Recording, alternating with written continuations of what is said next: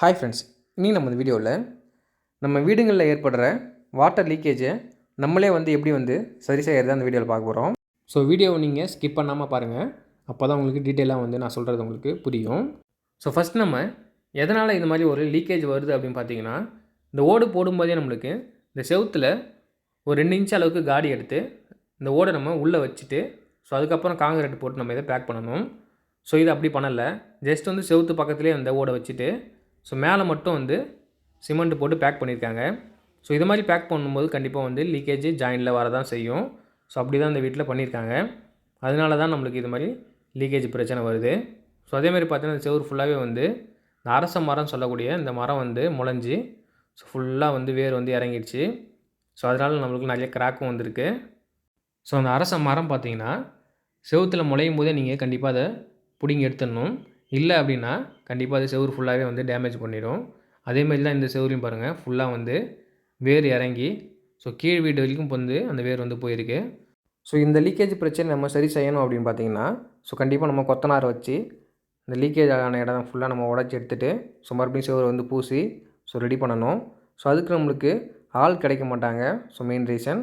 அதேமாதிரி பார்த்திங்கன்னா செலவும் நம்மளுக்கு அதிகமாகும். ஸோ செலவு கம்மியாக நம்மளே ரெடி பண்ணணும் அப்படின்னா கண்டிப்பாக இந்த மெத்தடை நீங்கள் ட்ரை பண்ணி பாருங்கள். ஸோ ஃபஸ்ட் நம்ம இந்த மரத்தை பிடிங்கி எடுத்துடலாம். ஸோ பார்க்குறதுக்கு சின்ன மரம் மாதிரி தான் இருக்குது. பட் ஆனால் இதோட வேர் பார்த்திங்கன்னா ஸோ இந்த செவுரு ஃபுல்லாகவே இறங்கியிருக்கு. ஸோ நிறைய இடத்துல கிராக்கும் ஆகிருக்கு.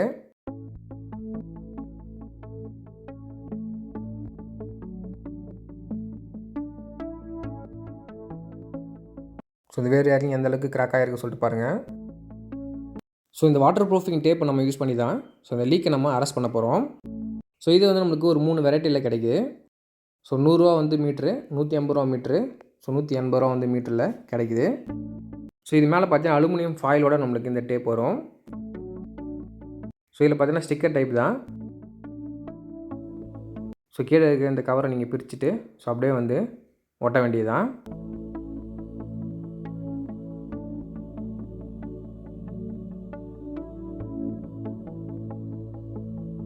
ஸோ ஃபஸ்ட் நம்ம இது ஒட்ட வேண்டிய இடத்துல ஃபுல்லாக டஸ்ட்டு மண் இல்லாமல் க்ளீன் பண்ணி எடுத்துடணும். ஸோ அப்போ தான் அந்த ஸ்டிக்கர் நல்லா ஒட்டும்.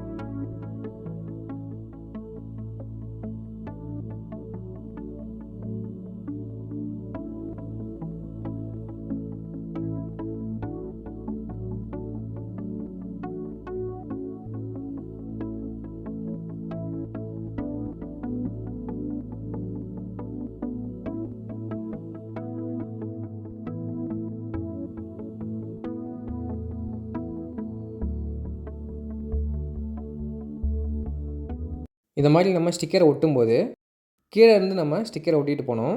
அப்போ தான் நம்மளுக்கு வாட்டர் ஃப்ளோ வந்து கரெக்டாக இருக்கும். ஸோ ஜஸ்ட் நான் வச்சு காமிக்கிறேன். ஸோ எப்படி நம்ம ஒட்ட போகிறோம் அப்படின்னு சொல்லிட்டு. ஸோ மெயினாக நம்ம இந்த 2 ஓட்டுக்கும் ஜாயிண்ட் ஆகிற இடத்துல தான் நம்ம இந்த ஸ்டிக்கர் நம்ம ஒட்ட போகிறோம். ஸோ ஏன்னா அந்த ஜாயிண்டில் தான் நம்மளுக்கு அதிகமாக வந்து லீக்கேஜ் இருக்குது. ஸோ ஃபுல்லாக நம்ம ஒட்டியாச்சு. ஸோ ஸ்டிக்கர் வந்து ஒரே ஸ்டிக்கர் தான் மேலே நம்ம ஒட்டியிருக்கோம். ஸோ இதில் எதுவுமே ஜாயிண்ட் எதுவும் இல்லை.